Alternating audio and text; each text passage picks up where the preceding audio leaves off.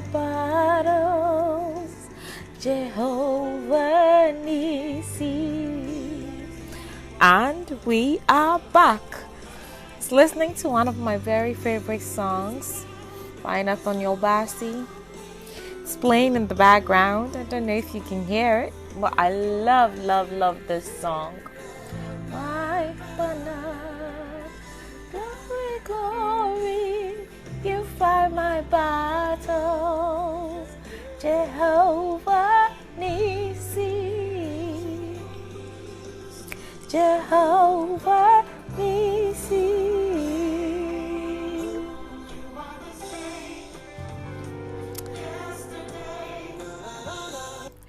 Anyways, I love this song. I don't know if you can tell, but yes, I love it. And I'm glad that I took a long break. I did take quite a break because I was exhausted mentally, physically, emotionally, and I needed that break.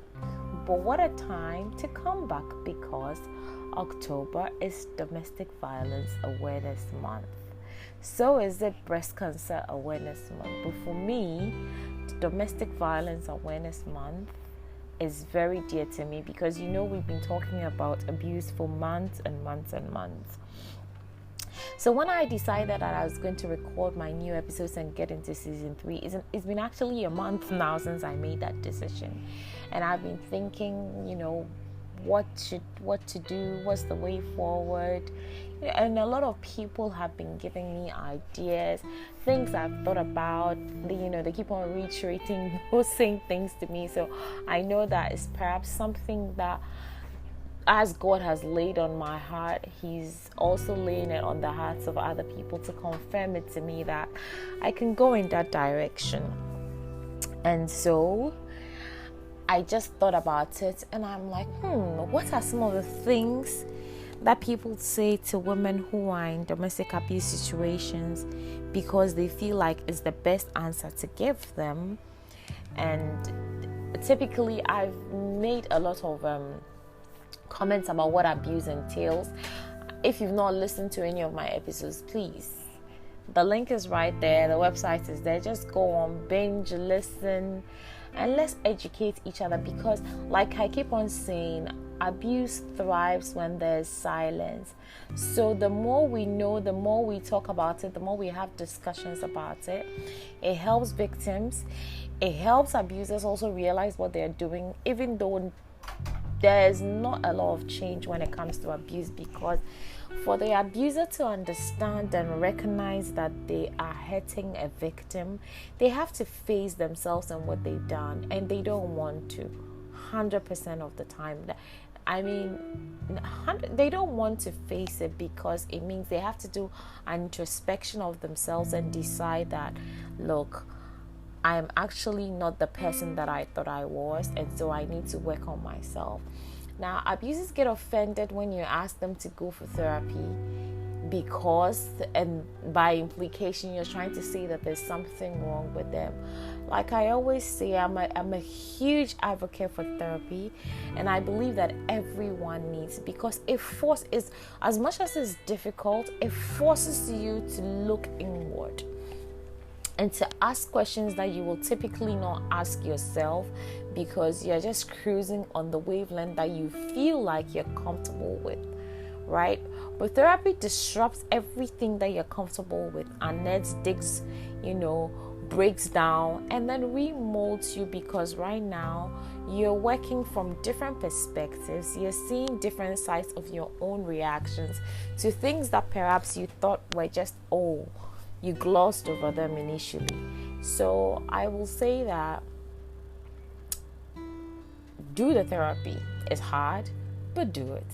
But abusers don't want to do anything hard. They just want to gloss it over and leave it hanging. If you don't work on yourself, you will be a repeat offender.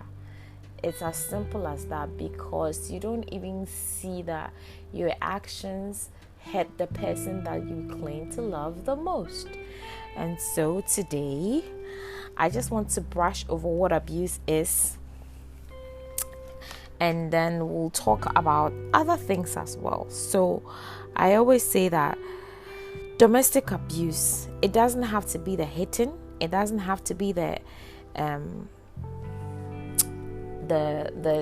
banging of doors, it doesn't have to mean the distraction of things. You don't have to see the scars. Anything that someone, be it male or female, does to make sure that their partner is in an uncomfortable space, and everything that they do is domestic abuse. So today on Conversations with Amma, we'll just scratch the surface. Did I even say hello? Hi! I'm just so excited to be back that I delved right in. But anyways, I know you love me. If this is the first time you're listening to my podcast, my name is Amma, and I have conversations with you every Friday at 8 p.m. A new episode goes up. So if you don't listen on Friday, remember to come back and play the episodes. It's October is Domestic Violence Awareness Month, and it includes all kinds of abusive behaviors happening at home. And when we say domestic, we mean at home. But I would like to add that it can happen in a boarding session, of a school also. So that's your domestic environment. It doesn't have to be intimate partner violence all the time. There's gaslighting, there's coercive control, there's insults, there's bullying, there's so many things that a lot of people do, and they just want to say that, it's not emotional abuse. But once you are pulling the strings of someone and pushing them to a level where they react, you are being abusive. You are being abusive. And so there are many, many, many forms of abuse: physical, emotional, psychological, verbal, financial, spiritual, religious, coercive, stalking, cyber abuse, sexual abuse, so many other types of abuse, technological abuse,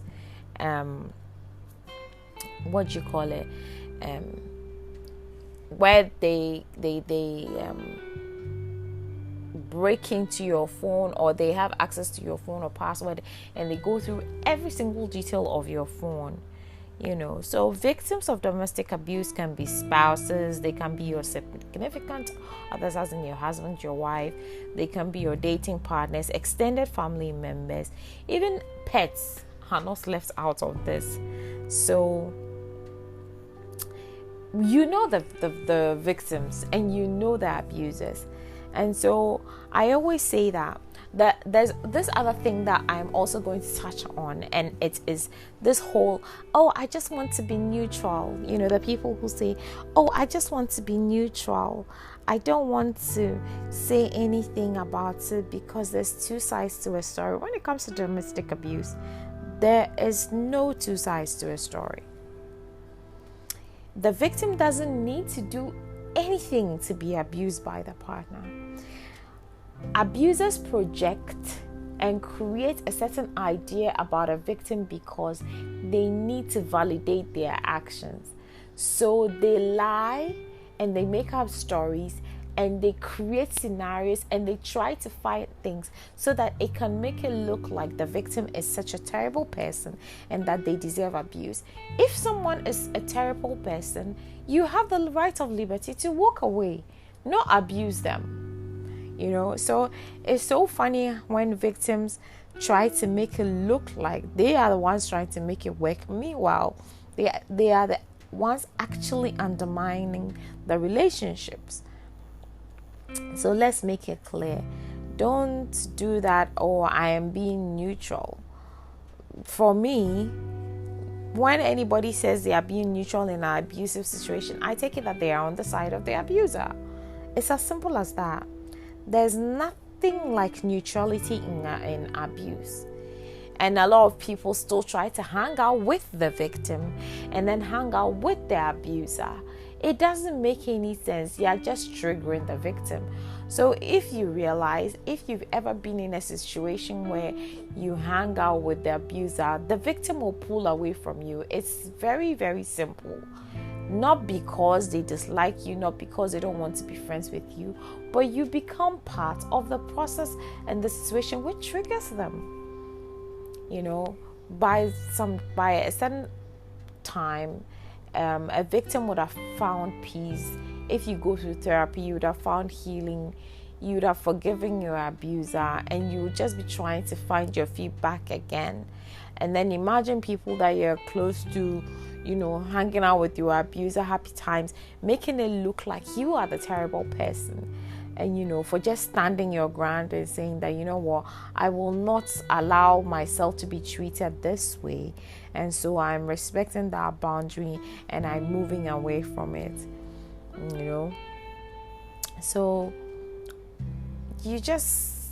and the thing about healing is that when you set your boundaries, So today, I just wanted to come and touch base to let you know that I am back and to let you know that I see you. I see you. I log back into the podcast list and I still see that people are listening.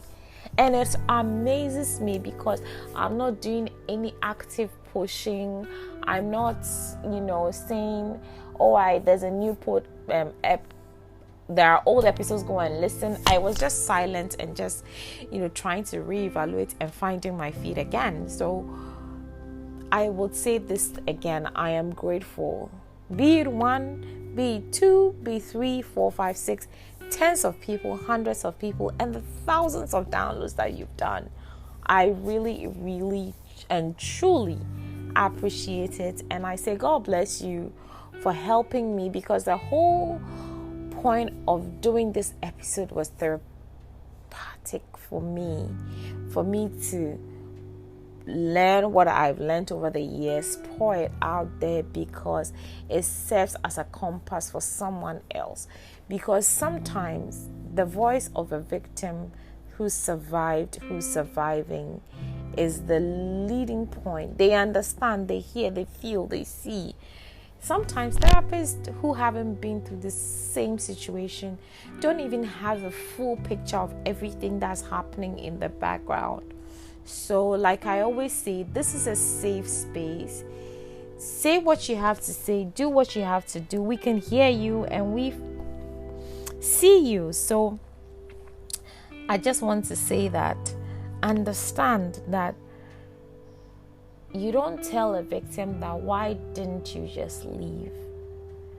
Why don't you just go to the police?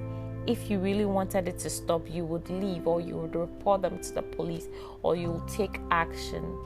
It's such a difficult situation. It's just like people who shame other victims because they don't they use gray rock instead of just going no contact. Imagine having a child or children with your abuser and you decide that you're going no contact. It's unfair because they're also a parent. No matter what happens, the dynamics of parenting doesn't change, apart from the fact that you're not together anymore. And so you've got to make it work. And so if you take the gray rock approach and you only deal with your abuser when it comes to issues concerning the children, some people even shame you for that. Oh, if they were so terrible, why are you even communicating with them or whatever?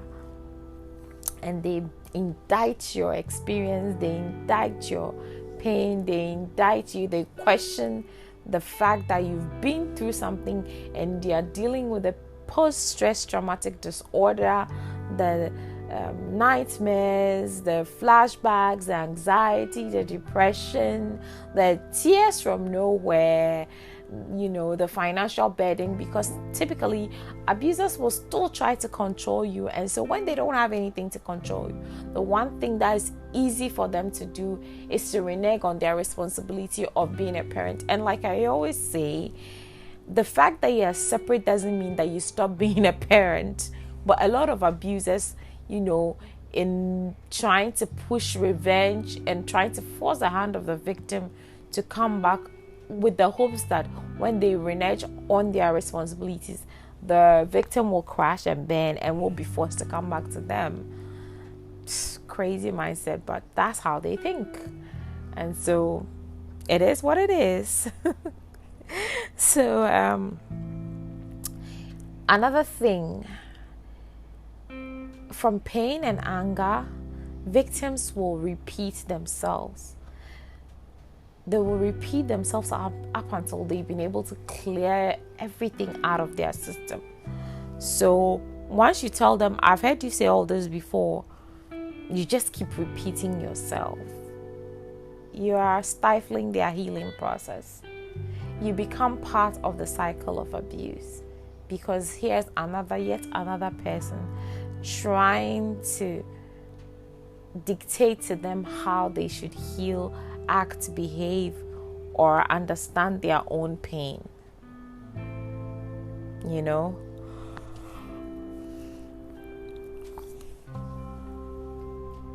Sometimes you tell, and the thing about abuse is it can be 80% terrible, 20% good.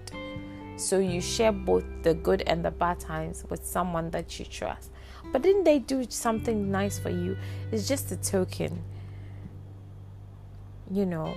Why can't you help him stop the behavior? Why aren't you the one to get a psychologist or a therapist for your abusive?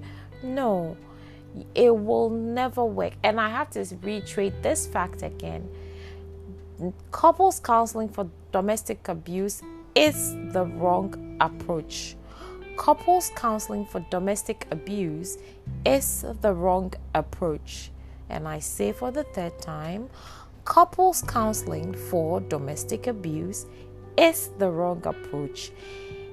This is not a question of resolving a conflict. This is not a conflict.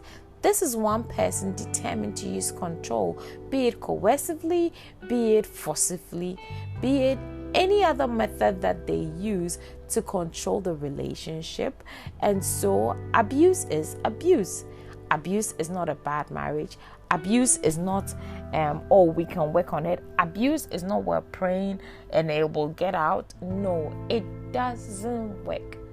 So please, if you're in an abusive situation and couples counseling is your way out, you are on the wrong path. Believe me that it will not work. That's why eventually people either leave or they live together and they have a very meaningless relationship because they are just enduring. So let's make it clear that abuse is abuse. It is a sin in God's eyes. It's abhorred by God. That's why He regards abuse as divorce in His eyes.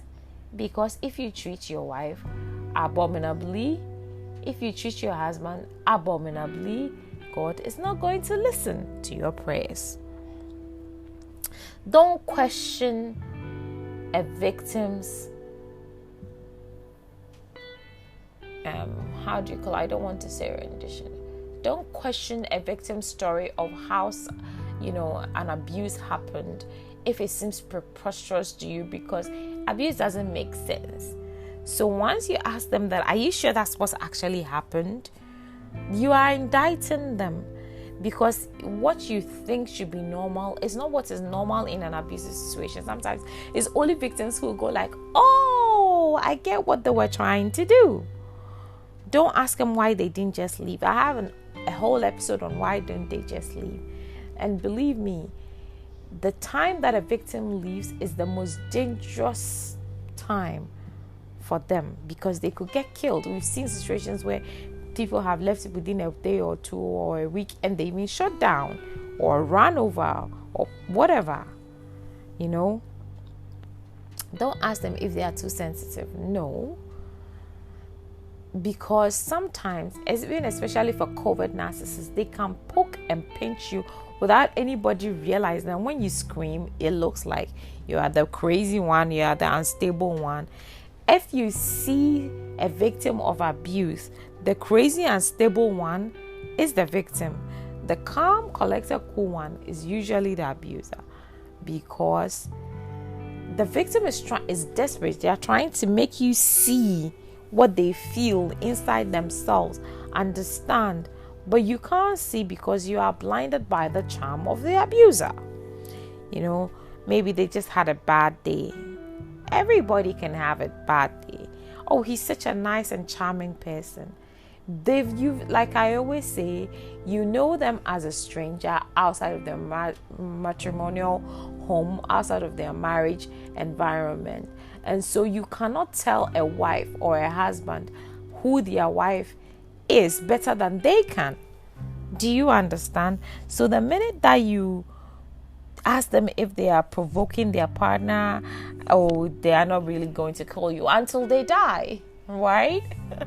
They are not really going to kill you until a person dies, and you go like, oh my gosh, they really did kill them. They mentioned to me that they were threatened by their, abuser, blah, blah, blah, and all of those things. So please don't ask them to fight back. Why don't you fight back? It's emotionally exhausting.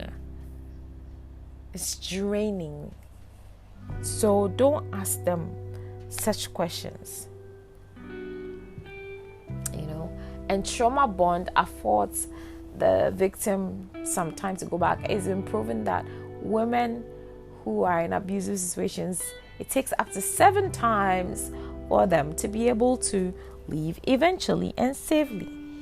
I'm sure it will pass. It will not pass. It's called cycle of abuse for a purpose, for a reason. It will subside, but it will start raging again. And it gets worse. And it gets worse. And it gets worse. So don't tell them that because they haven't hit them, it's probably normal relationship stuff. Nope, it's not. There's emotional, there's verbal, there's physical abuse. There are different types of abuse. So please, let's make that clear. You need to stop thinking about it and letting it define you. They live it. They feel it. They see it. That's what the path that they walk on every day. So you can't tell them to stop living it. They have to go through it to become better for it. So it's a lot difficult.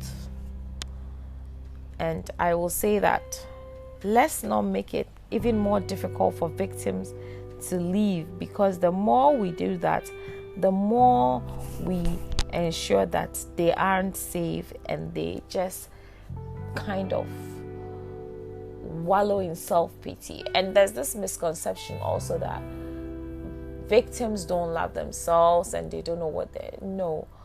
Abusers typically see something, a light, and they want it. So by attaching themselves to a victim and trying to break them down, then they feel like they become whatever the victim is. So let's make that clear.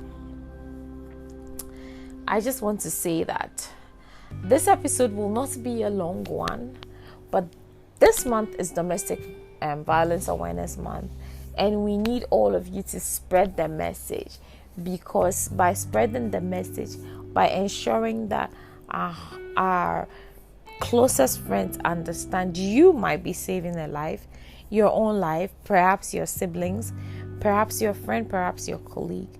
So let's be safe out there.